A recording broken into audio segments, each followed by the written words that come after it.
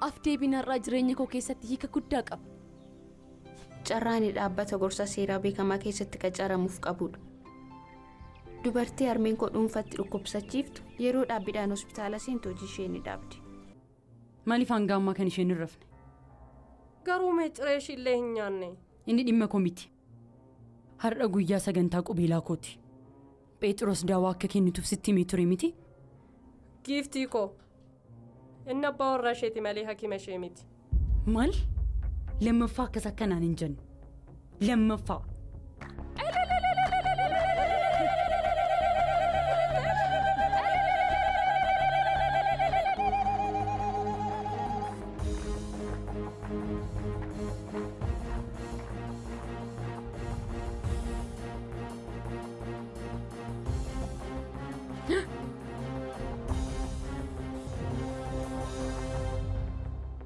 Phexros jaalallee koo baay'een si jaalladha.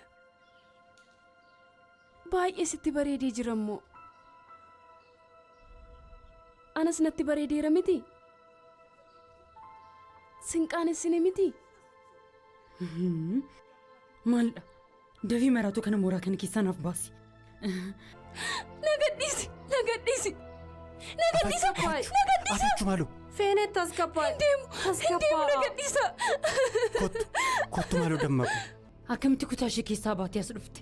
Hin beeku. Qorichumti sun mataansaa ishee raffisuu qaba ture. Sobjuu fakkeessitu. Amma qorichi kee hojjechuu jalqabeera. Ilaafeenuu koo.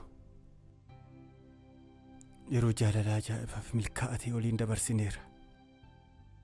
Dhaabbata ijaarsaa guddaa hundeessineerra. Mana kana fakkaatus ijaarranneerra. Haa ta'u malee haalli fayyaa keetii baay'ee hammaachaa dhufee waan baay'ee nu jalaa jijjiireera. Jabaadhu. Ati maal asii goota deemi? Ani si waliin turuuf karoora hin qabu. Amma uffata koo naaf baasi. Keessummoonni godaanee eegaa jiru. Uffanni kun kan kooti. Gonkumaa siif hin kennu. Waan kan kee ture malee waan kan kee ta'e akkan jirreessitti mun barbaada. Phexros abbaa mucaa koo fi kaadhimaa kooti. Har'amma abbaa manaa koo ta'a. Dhugaa kana ammoo yoo sitti haadha iyyuu liqimsi. Uffanni kabajaa kun immoo haadha manaa Phexrosiif mala.